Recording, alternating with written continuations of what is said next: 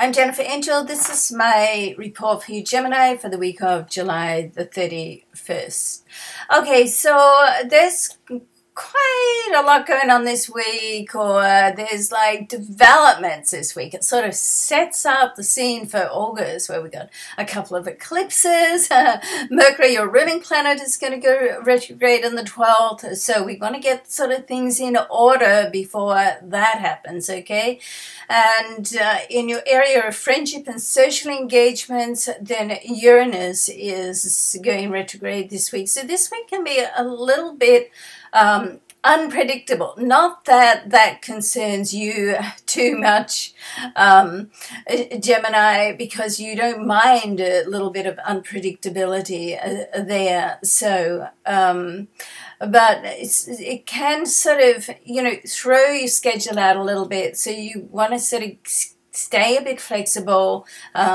This planet has been there for a while. It's a slow-moving planet. It's a 9-year transit in this area of your chart, which we've got about another 18 months to go, okay? So during that time, there's a lot of aspects with it. So, friends during this time also, some friends you may find will leave your life, or you may decide that you just got to a crossroads and you're going in different directions, so that's okay. All right, just let that happen, particularly with the eclipses coming up. And the eclipses are going to be in your solar chart in the 3rd house, all about creativity, communication, education.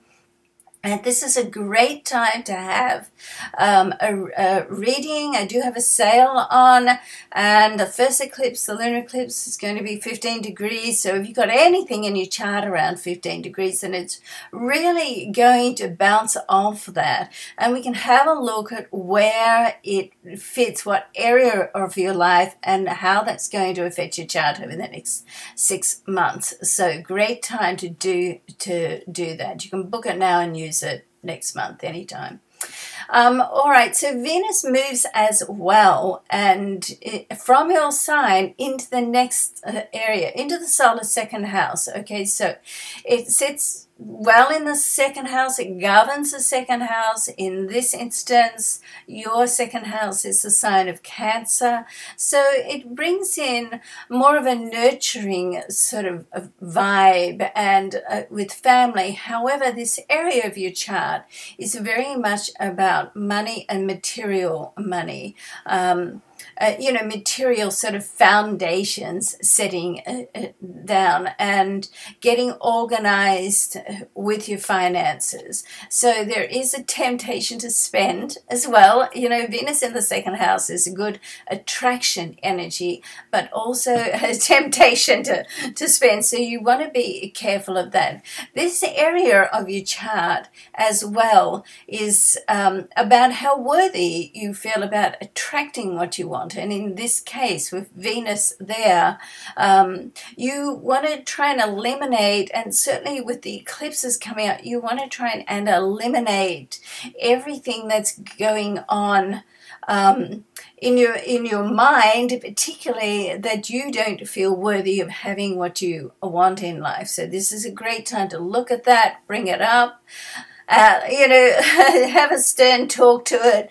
Tell it, you don't need it anymore. Get rid of that limiting belief and open yourself up to what you want in life, okay?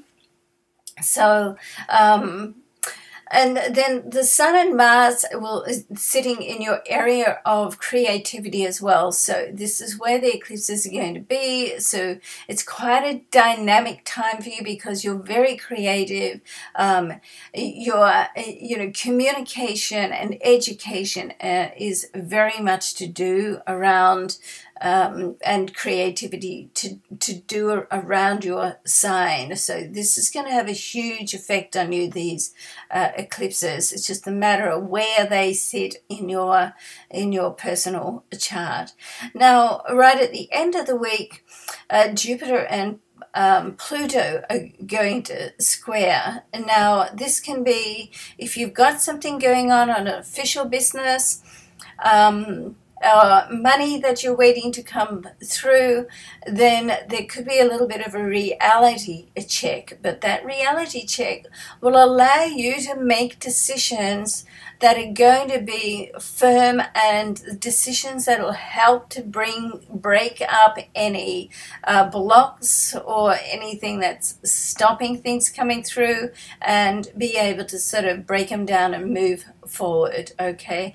And if it's to do around family, with your ruling planet Mercury in your home and family zone, then communication with those that are closest to you is highlighted as favorable. However, as this Mercury is going to go retrograde on the 12th, so this is a great time to sort of get things aired and get things out. All right.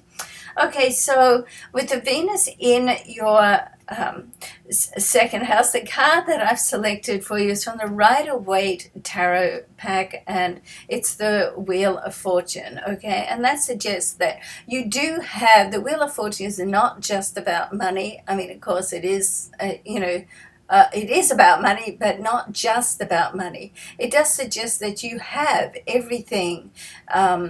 You have the tools available to you for abundance, okay, and to attract whatever you want in your life. As you said, all you have to do is just break down any limiting sort of thoughts there to let them in. All right, so go ahead, have a look at jenniferangel.com, and please subscribe to my newsletter. That would be, much appreciated, and have a look at the readings on there. They're all on sale at the moment. All right, love and luck to you. We'll see you next week. Bye for now.